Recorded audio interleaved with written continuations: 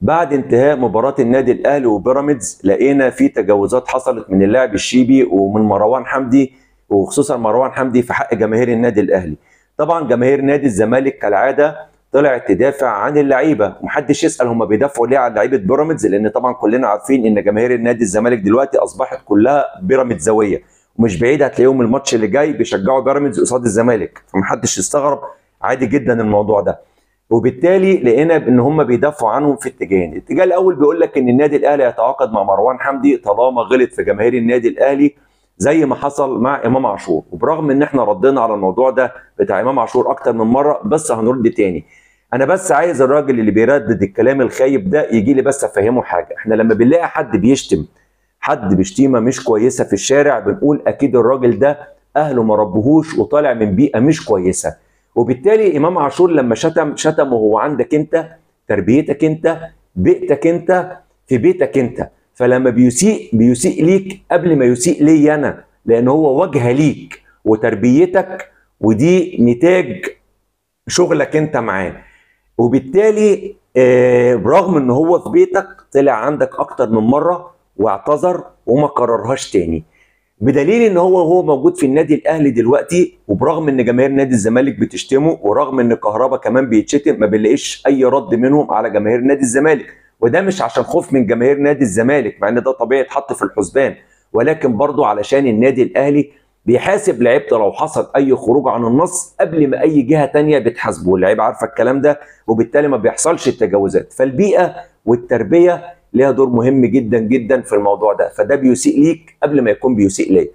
بالنسبه بقى للشق الثاني اللي هم بيدافعوا عن الشيبي في التجاوزات بتاعته، وبيقول لك مضغوط ومش مضغوط، برغم ان هو واخد حقه ثالث ومثلث، واخد حكم على حسين الشحات. انا مش عارف نعمل ايه في حسين الشحات، هل نعدمه في ميدان عام مثلا عشان خاطر الشيبي يرضى؟ يعني الراجل واخد حقه بالشكل القانوني ومحدش اعترضه، وبالتالي دفاعهم عنه من جماهير نادي الزمالك فانا مش مستغربه. ليه مش مستغربه؟ تعالوا نشوف الفيديو ده ونرجع نكمل الفيديو مع بعض تاني. اقول لك حاجه، انت بتقول ان انت عمرك ما غلطت في نادي الزمالك او في جمهور نادي الزمالك، بس انت في فيديو شهير ليك وانت بتبصق على جمهور نادي الزمالك. لا ده وانا في النادي.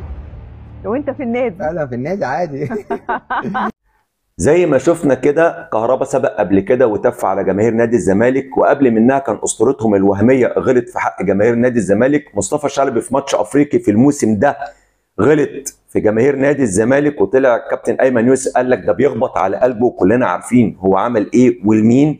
وقبل منها كان اشرف رؤى برضه الموسم ده برضه غلط مع جماهير نادي الزمالك. فلما يكون جماهير بتبرر للعيبه اللي موجوده عندها هي لما بيغلطوا فيهم، ويجي يقول لك ايه اصل اللعيبه دي ما بتغلطش في جمهور نادي الزمالك، ده هم بيغلطوا في اللي بيشتموهم، وكأن الجمهور اللي بيبقى موجود في المدرجات لا يمثل جماهير نادي الزمالك، بل بالعكس ده هو المفروض ان الجمهور اللي يتعمل له حساب اكتر. وزي ما اللاعب بيفرح بالجماهير لما تشيد بيه، طبيعي ان هو يتحمل الجماهير لما تنتقده. فلما جماهير تكون بتبرر للعيبه بتغلط فيهم هم، فما بالك لما يغلطوا في جماهير المنافس؟ اكيد الموضوع بالنسبه لهم يبقى عادي وعلى قلبهم زي العسل. نيجي بقى للجزئيه المهمه جدا، نصيحه لكل لعيبه مصر، والكلام ده يسمعوا جماهير نادي الزمالك عشان يتعلموا منه. حذاري ثم حذاري انك انت تحاول انك انت تعادي جمهور، اي جمهور، جمهور الزمالك، جمهور المصري، جمهور الاسماعيلي، جمهور المحله، جمهور الاتحاد، اي جمهور، لان في الاول في الاخر حضرتك اللي هتخسر لما الجمهور يغلط. والجمهور طبيعي بيغلط، مفيش جمهور ملايكه، وبيشتموا لعيبه وبالاب وبالام. لما هيلاقيك هيغلط فيك مره وتسكت، ويغلطوا فيك مره ثانيه وتسكت، ويلاقوا انك انت راجل محترم وما بتردش، تاكد ان الجمهور مش هيكررها معاك تاني.